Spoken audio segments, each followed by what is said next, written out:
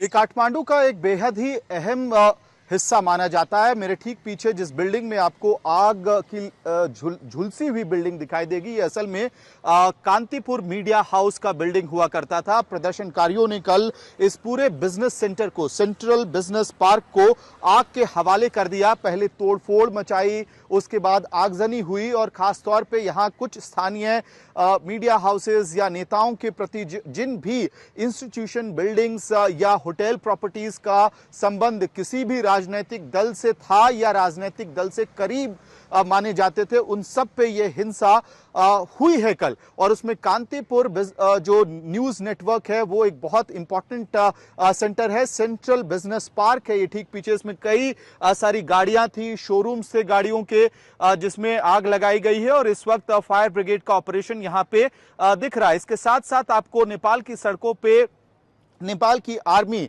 पुरुष और महिला पर्सनल दोनों ही डिप्लॉयड दिखाई देंगे।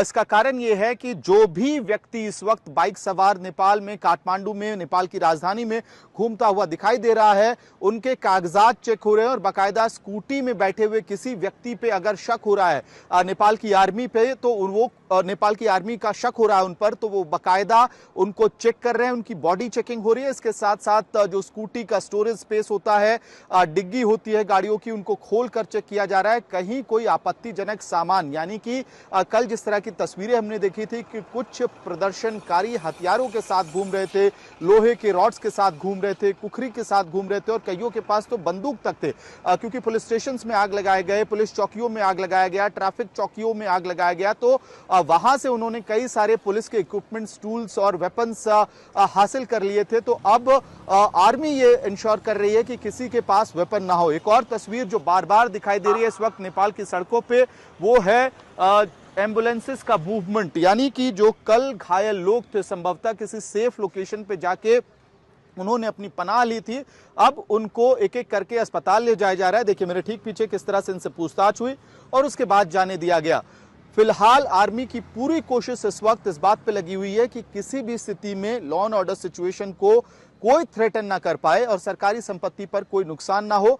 खबर यह भी आ रही है कि पहला राउंड ऑफ टॉक्स जो है, जो बातचीत जेंजी के प्रतिनिधि मंडलों से होना है, उसको लेकर भी प्रक्रिया शुरू हो चुकी है। फिलहाल नेपाली आर्मी आपको काठमांडू के चप्पे चप्पे पर दिखाई देगी, हर व्यक्ति पर नजर, और खास तौर पे किसी के पास कोई हथियार तो नहीं है। देखिए जैसे ये गाड़ी चेक हो रही है, वैसे सब गाड़ियों की डिक्की खोलकर चेक किया जा रहा है ताकि शांति व्यवस्था पर किसी भी रूप का कोई भी खतरा फिर से नेपाल में, काठमांडू में ना हो।